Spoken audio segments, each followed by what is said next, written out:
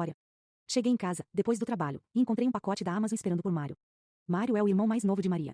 Ela e seu marido, Diego, estavam morando com Mário para dar um apoio uns aos outros e economizar no aluguel no mercado imobiliário de alto padrão do Vale do Silício. Decidi abri-lo, mesmo não sendo para mim.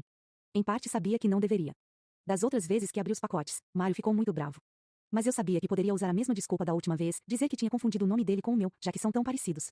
Pensei que merecia um pequeno prazer depois de um longo dia de trabalho duro. Não me lembro, agora, o que tinha dentro. Depois de abrir o pacote, voltei a fechá-lo e deixei-o com o restante da correspondência. Para dizer a verdade, me esqueci do assunto. Mário chegou em casa algumas horas depois, e imediatamente me acusou de abrir o pacote. Menti e disse que não tinha. Ele tornou a perguntar e eu tornei a mentir. Ele ficava dizendo, parece que alguém abriu. E eu ficava dizendo, não fui eu. Então, ele ficou realmente furioso e levou sua correspondência e o pacote para o quarto e bateu a porta. Naquela noite, dormi muito mal. Na manhã seguinte, sabia o que precisava fazer. Entrei na cozinha, onde Mário e Diego tomavam café e disse, Mário, abri mesmo seu pacote. Sabia que era seu, mas abri mesmo assim. Depois, tentei disfarçar. Depois menti. Sinto muito. Por favor, me perdoe. Me diga por que a honestidade é uma parte tão importante na sua recuperação, pedi. Se fosse no tempo em que eu bebia, jamais teria admitido a verdade. Naquela época, eu mentia a respeito de tudo e nunca assumia responsabilidade pelas coisas que fazia. Havia uma quantidade enorme de mentiras, e metade delas nem chegava a fazer sentido. O marido de Maria, Diego, contou-me uma vez que Maria costumava se esconder no banheiro para beber, ligando o chuveiro para ele não ouvir o som das garrafas de cerveja sendo abertas, sem se dar conta de que ele podia ouvir o tinir do abridor de garrafa quando ela o tirava do esconderijo atrás da porta do banheiro. Ele descreveu que ela costumava beber, de uma vez só, um pacote de 6 cervejas, e depois encher as garrafas com água e colar a tampa de volta. Será que ela achava mesmo que eu não sentiria o cheiro da cola ou que não perceberia a diferença entre o gosto da água e do álcool? Maria contou. Eu mentia para esconder minha bebedeira, mas também mentia sobre outras coisas, coisas que nem tinham importância, onde eu estava indo, quando voltaria, porque tinha me atrasado, o que comi no café da manhã. Maria tinha desenvolvido o hábito de mentir. O que começou como uma maneira de encobrir a bebedeira da mãe e a ausência do pai, e por fim sua própria adicção, transformou-se em mentira pela mentira. É incrivelmente fácil cair no hábito de mentir. Nós todos nos dedicamos a mentir regularmente, na maioria das vezes sem perceber. Nossas mentiras são tão pequenas e imperceptíveis que nos convencemos de estar contando a verdade, ou de que não tem importância, mesmo sabendo que estamos mentindo. Naquele dia, quando contei a verdade ao Mário, mesmo sabendo que ele ficaria furioso, percebi que algo realmente havia mudado em mim, na minha vida. Sabia que estava comprometida a viver a vida de maneira diferente, de uma maneira melhor. Estava cansada de todas aquelas mentirinhas enchendo o fundo da minha mente, me fazendo sentir culpada e com medo, culpada por mentir e com medo de que alguém descobrisse. Percebi que, desde que eu diga a verdade, não preciso me preocupar com nada disso. Estou livre. Depois de ter contado ao meu irmão a verdade sobre o pacote, aquilo foi um trampolim para nossa relação ficar mais próxima.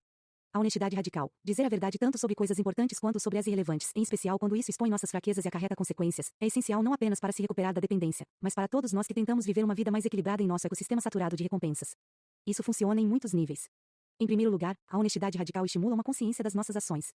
Em segundo, cria conexões humanas próximas. Em terceiro, leva a uma autobiografia verdadeira, o que nos mantém responsáveis não apenas pela nossa identidade atual, mas também por nossas futuras identidades. Além disso, contar a verdade é contagioso, e poderia até mesmo impedir o desenvolvimento de uma futura adicção. Conscientização. Anteriormente, descrevi o mito grego de Ulisses para ilustrar o autocomprometimento físico.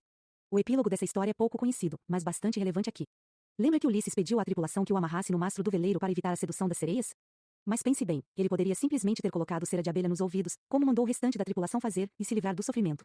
Ulisses não era ávido por castigo. Ocorre que as sereias só poderiam ser mortas se quem as ouvisse vivesse para depois contar a história. Então, Ulisses venceu as sereias ao narrar a sua viagem quase mortal. A matança estava na narrativa. O mito de Ulisses destaca uma característica importante da mudança de comportamento: compartilhar nossas experiências nos dá domínio sobre elas.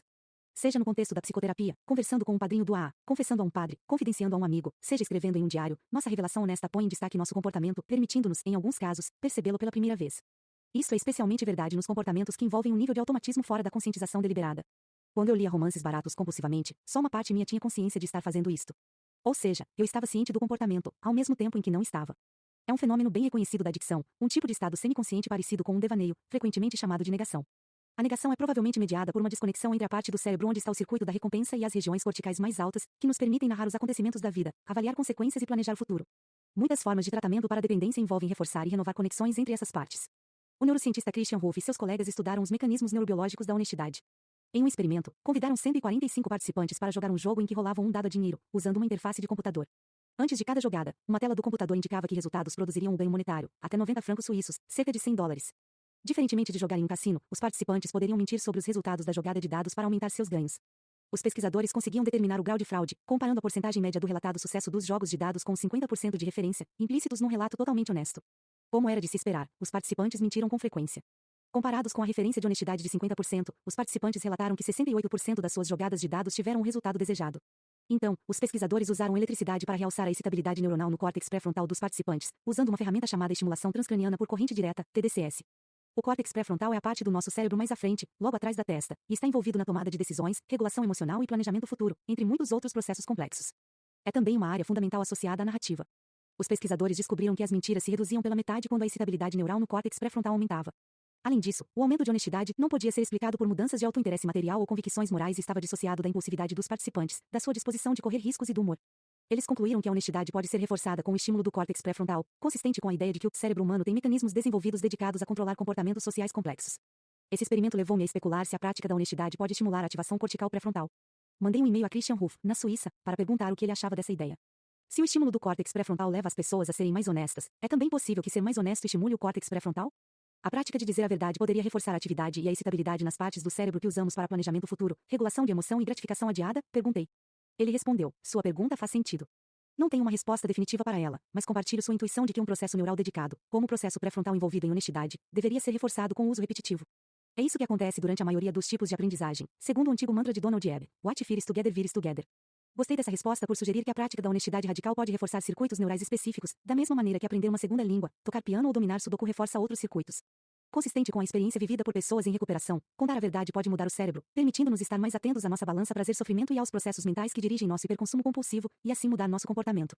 O próprio aflorar da conscientização do meu problema com romances baratos ocorreu em 2011, quando eu ensinava a um grupo de residentes em psiquiatria na São Mateus como conversar com pacientes sobre comportamentos dependentes. A ironia não me passa despercebida. Eu estava numa sala de aula do primeiro andar do Centro Médico São Mateus, fazendo uma preleção para 9 psiquiatras residentes, sobre como estabelecer uma conversa, geralmente difícil, com pacientes a respeito do consumo de drogas e álcool. Interrompi parcialmente a palestra para convidar os alunos a participar de um exercício de aprendizagem. Escolham um colega para discutir um hábito que vocês queiram mudar e discutam alguns passos que poderiam tomar para fazer essa mudança. Exemplos comuns do que os estudantes falam nesse exercício incluem: quero fazer mais exercícios, ou quero comer menos açúcar. Em outras palavras, tópicos mais seguros. Dependências sérias, se eles as têm, normalmente não são mencionadas. Ainda assim, falando sobre qualquer comportamento com o qual não estão satisfeitos e que querem mudar, os alunos conseguem vislumbrar como seria conversar com os pacientes a esse respeito, na qualidade de profissionais de saúde. Também sempre existe a chance de, no processo, eles descobrirem algo sobre si mesmos. Percebi que, com um número ímpar de estudantes, eu teria que fazer dupla com um deles. Juntei-me a um rapaz de voz suave, cuidadoso, que estivera escutando atentamente toda a palestra. Assumi o papel de paciente, para que ele pudesse praticar suas habilidades. Depois, inverteríamos. Ele me perguntou que comportamento eu queria mudar. Sua atitude delicada predispunha uma revelação. Para minha surpresa, comecei a lhe contar uma versão abrandada da minha leitura de romances até tarde da noite. Não especifiquei o que estava lendo, nem a extensão do problema. Fico acordada até muito tarde à noite, lendo, e está interferindo no meu sono. Gostaria de mudar, falei. Eu sabia que era tudo verdade, tanto o fato de ficar acordada até muito tarde lendo, quanto a vontade de mudar esse comportamento. Mas, até aquele momento, eu não estava, de fato, ciente de nenhuma dessas coisas. Por que você quer mudar isso? Ele perguntou, usando uma pergunta padrão da entrevista motivacional, uma abordagem terapêutica desenvolvida pelos psicólogos clínicos William R. Miller e Stephen Honick para explorar motivações internas e determinar ambivalência. Está interferindo na minha capacidade de ser eficiente como eu gostaria, no trabalho e com meus filhos. Parecem ser boas razões, ele assentiu. Ele estava certo. Eram boas razões. Ao dizê-las em voz alta, percebi, pela primeira vez, o quanto meu comportamento estava impactando negativamente a minha vida e a das pessoas de quem eu gostava. Ele então perguntou: do que você estaria abrindo mão, se desse um fim a esse comportamento? Eu abriria mão do prazer que sinto lendo. Adoro a fuga, respondi na mesma hora. Mas essa sensação não é tão importante para mim quanto a minha família e o meu trabalho. Novamente, ao dizer em voz alta, percebi que era verdade. Valorizo